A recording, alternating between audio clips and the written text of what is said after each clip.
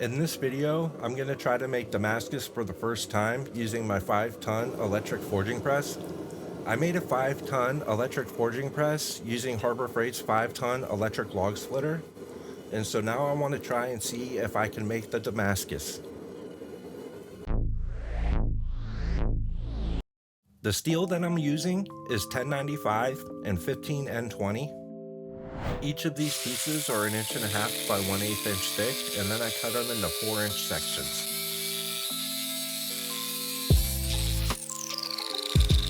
Now that I have all these pieces cut out, I'm going to clean the surfaces really good on the belt grinder. I make sure to grind off any rust or debris, and I also make sure to grind off any of that pickled finish from the factory.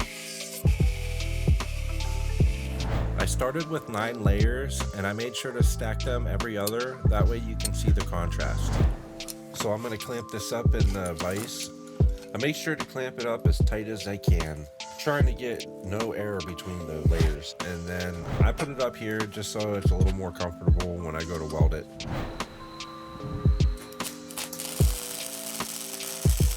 I'm just using the cheap Harbor Freight flux core welder for this. It seems to work okay. It's a little bit messy, but it gets the job done.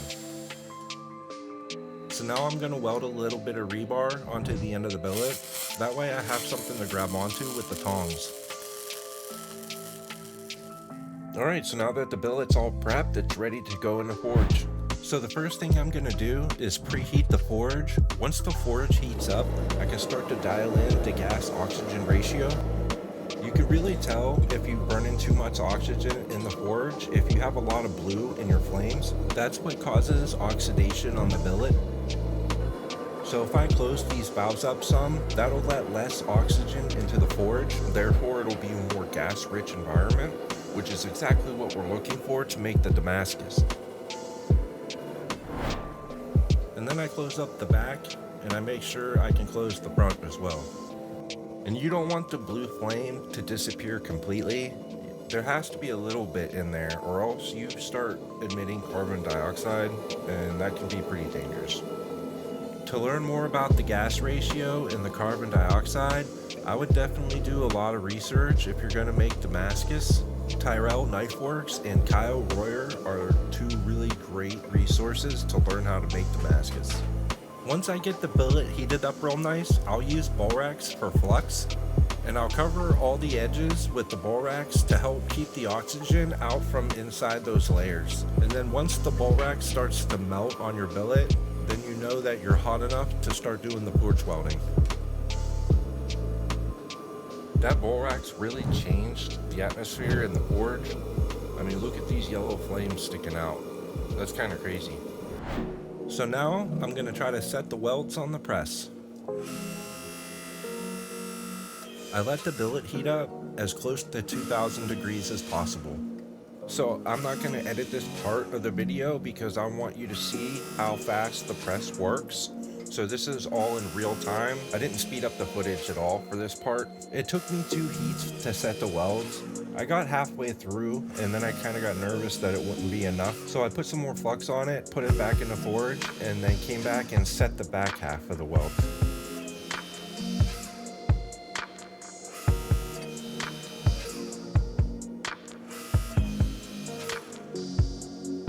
This is my first time using this press for a larger project, and it's my first time making Damascus, so I feel like I got a lot faster with the foot pedal towards the end of this project. You'll notice towards the end of the video that you can actually work the pedal much faster by not letting the dies fall down so far. I'll show you what I mean once I get there.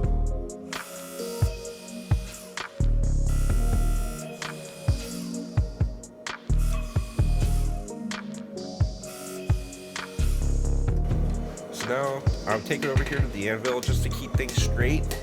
And as I'm hitting this thing, I'm noticing that there is no dark spots. It feels super solid. I don't feel like any kind of separation or anything like that. At this point, I'm really excited because I finally forge welded layers of steel together. I want to hit the sides so bad, but I don't want to do it until after I grind away that weld from the flux core. I'm trying to keep all the mild steel from the welding out of the billet completely. So before I go to cut it in half and stack it, I get all the marks out from the dies.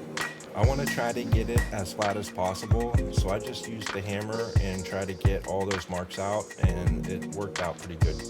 And then I just cut those welds off with the angle grinder.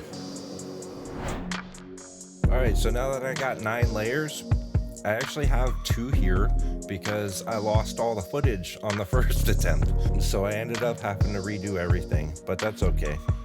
The billet closer to the camera, that's the one that I did first and lost all the footage. The one behind it is the one that we've been working on in this video. Alright, so right now we're at 9 layers. I'm gonna surface grind one side and then stack them to make 18. I grind most of the scale off with the angle grinder and then take it to the belt grinder to get it as flat as possible. So now I'm going to cut this billet right in half at 4 inches and then I'll restack it to make 18 layers.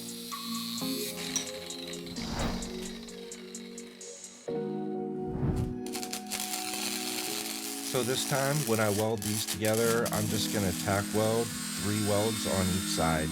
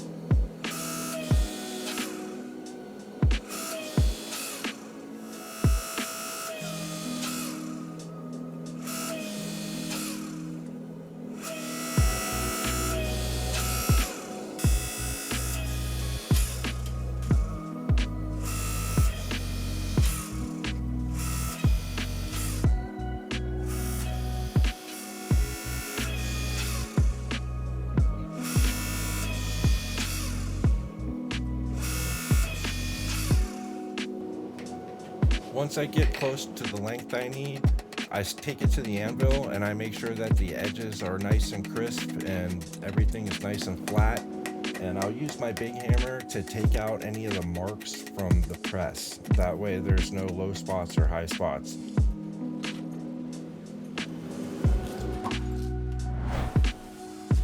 Alright, so now I have 18 layers. So I'm going to repeat all the steps and restack everything for 36 layers.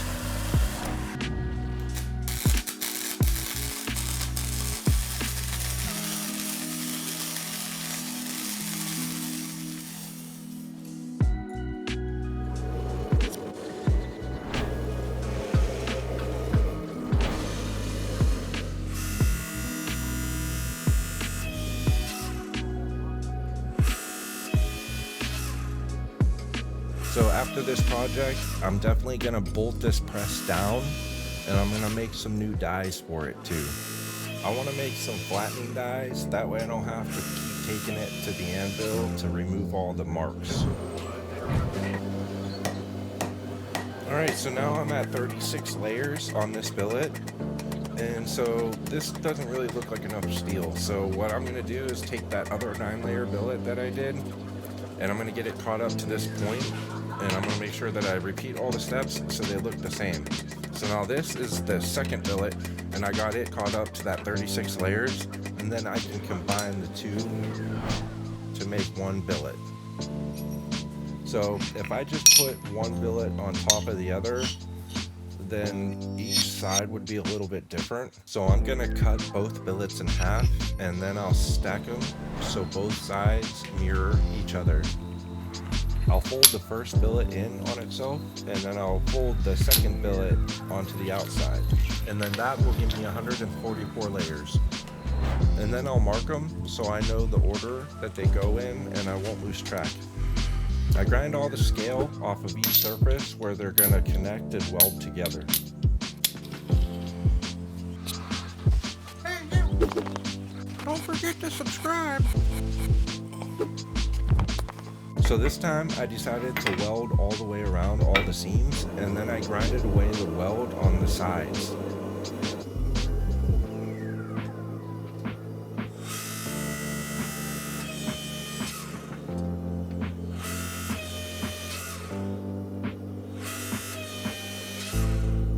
If I can start this project over, I probably would have started with 18 layers instead of 9, and I would have stretched it out a little further and cut it up into more sections. That definitely would have got me to the 144 layers a lot faster, but I didn't know how well the press would do at that time. But now that I've actually used it to make the Damascus, I think I'm going to do it again, and I'm going to try to push it a little harder and see if I can make more layers faster. Ultimately, if you can get it real hot, you can move that steel. So I think what I'd like to do is build a better forge, get my steel much hotter even, try to get it up to that 2200 degree mark, and see how well the press works at that point. As far as the log splitter goes, I feel like it holds up real well, because after using it all day, I was feeling the motor and it wasn't like overheating or anything like that. It didn't even really feel that warm. So here's where I started working the pedal a lot better. That's when things started to move a lot quicker for me. So basically what I'm doing is pushing forward on the billet some. That way as soon as it releases, I can feel it and stop the die from lowering. Before, I was just watching the bottom die, and then as soon as it started to move, that's when I would press down on the pedal to stop it, and that would make things take longer. So on this last run, I'm just trying to make things as flat as possible and get any marks out from the dies. And then I'll take it over to the anvil and use the hammer to make sure there's no more marks in the billet from the dies, and I also make sure it's as straight, even, and flat as possible.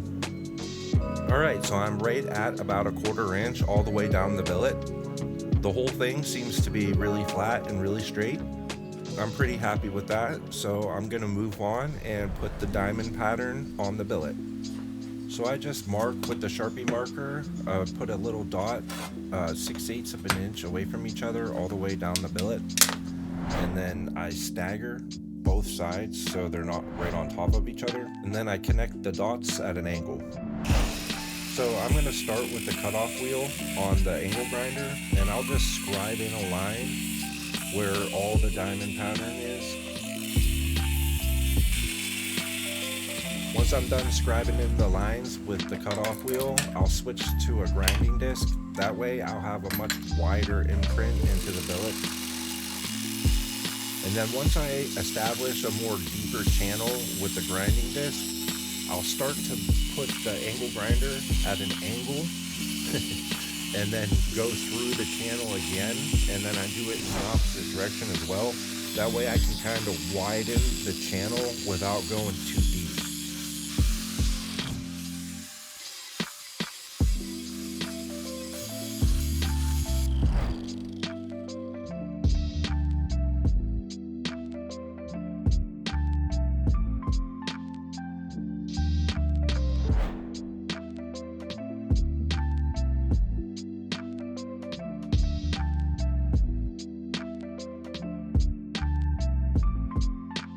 Alright, so now that I'm happy with my pattern, I'm going to put it back in the forge and get it heated up. And I don't need to get it heated back up to forge welding temperatures, but I am going to get it as hot as I can anyway. So now once I draw this out, all the material and those channels that we cut will rise to the surface and give us our pattern.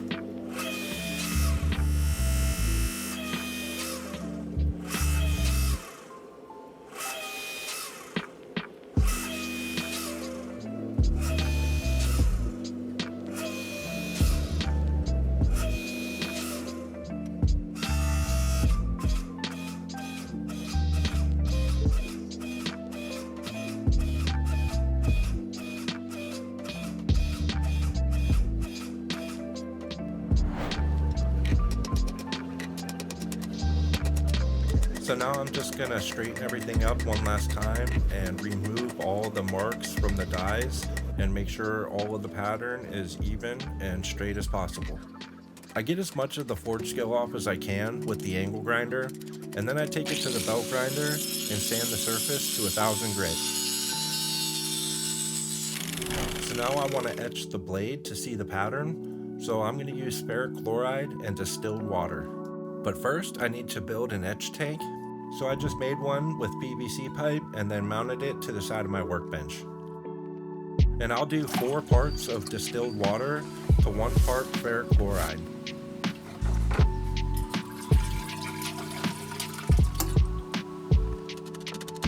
So I sanded the billet up to 1000 grit on the belt grinder, but I kind of blew through all of the belts because I didn't want to spend too much time on it, since I'm going to put it back in the forge and turn it into a blade.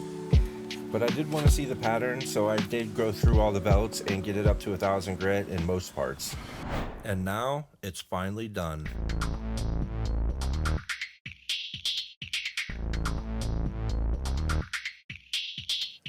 You can really see where I didn't sand it down all the way. When I was surface grinding it before I sanded everything, I skipped a bunch of spots because I know I'm gonna go back in the forge to turn it into a blade. So you could really tell where the scratches are big time. So as far as answering the question whether the 5-ton log splitter can make Damascus, I say it's definitely yes. You can definitely do it. It'll take a little longer than a heavier press, but it definitely works, you know? It's a lot easier than doing it by hand and faster too. Thank you so much for watching. I really appreciate it, especially to the end. If you do like this video, please click the like button and subscribe for more videos. I'll put a link to the video where I build the press on the left side, and once I turn this billet into a knife, I'll put that link on the right side.